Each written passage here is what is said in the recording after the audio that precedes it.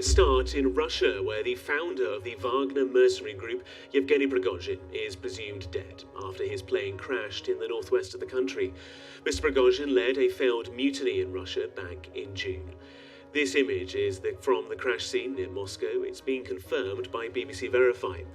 Aviation officials in Russia say Mr. Prigozhin was on board the private jet which crashed and that all 10 people on board were killed. While the UK government says it's monitoring the situation, meanwhile, the US President Joe Biden said he was not surprised about what had happened. From Moscow, our Russia editor Steve Rosenberg sent this report. Caught on camera, the final seconds of a private jet. On board, reportedly, the head of the Wagner mercenary group, Yevgeny Prigozhin. Look over there by the farm. It's burning, the eyewitness can be heard saying. In the distance, a giant cloud of smoke. The Embraer plane had crashed in the Tver region of Russia, north of Moscow.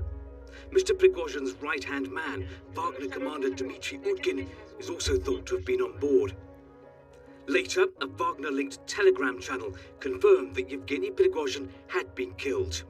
It claimed it was the result of the actions of traitors of Russia.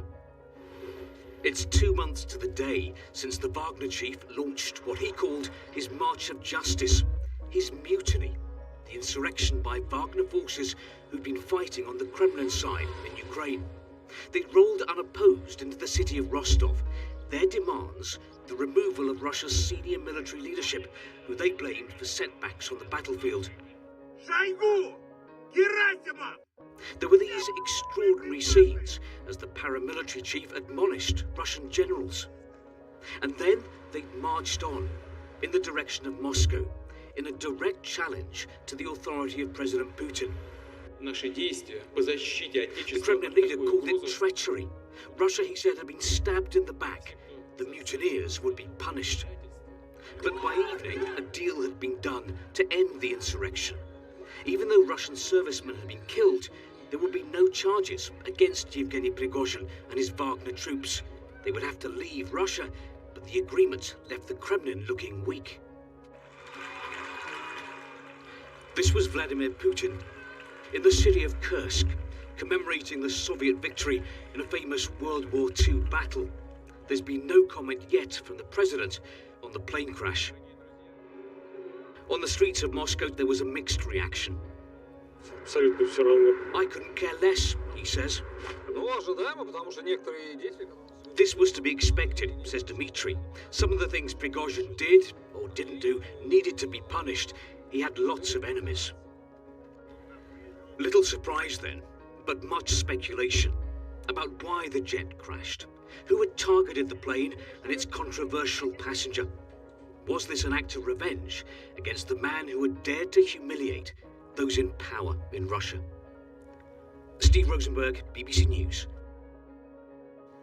For more on this, let's bring in our security correspondent, the BBC's Frank Gardner. Frank, I want to pick up on a point that you've made on the live page on our website, that UK defence sources say that Russia's domestic intelligence agency most likely targeted this plane.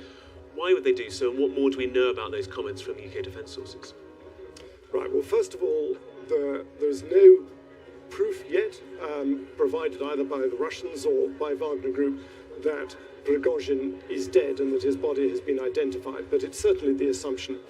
So if this was a deliberate targeting, and that's certainly the belief by most people, then it would be the FSB that's done it. The FSB are the domestic internal intelligence agency in Russia. They are the successors to the KGB, and Vladimir Putin, of course, spent much of his early career working for the KGB.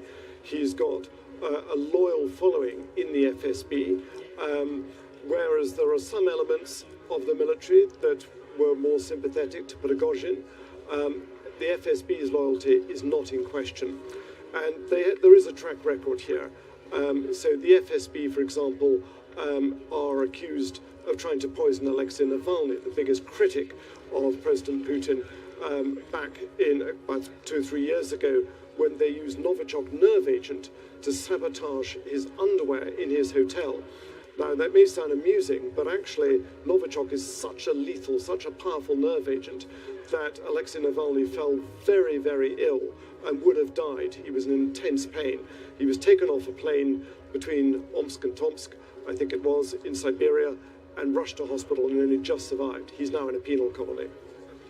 Working on the assumption, the working hypothesis that Yevgeny Prigozhin has died in this incident, how does Ukraine look to leverage this with regards to the conflict in Ukraine?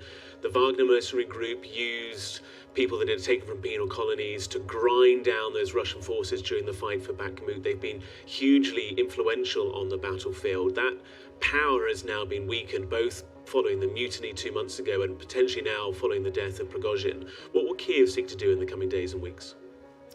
I don't think the death, if it's confirmed, of Yevgeny Prigozhin is going to make very much difference to the war in Ukraine, because it all changed after that so-called March for Justice, in other words, the mutinous march on Moscow on June the 24th. From that moment on, Wagner were no longer going to be a force in Ukraine.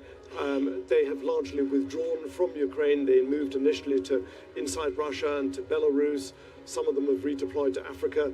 The bigger question, I think, now is what's going to happen to Wagner's thousands of troops that are in West Africa, who've got these alliances, these rather shady deals with governments in Mali and the Central African Republic and Burkina Faso and elsewhere, Libya.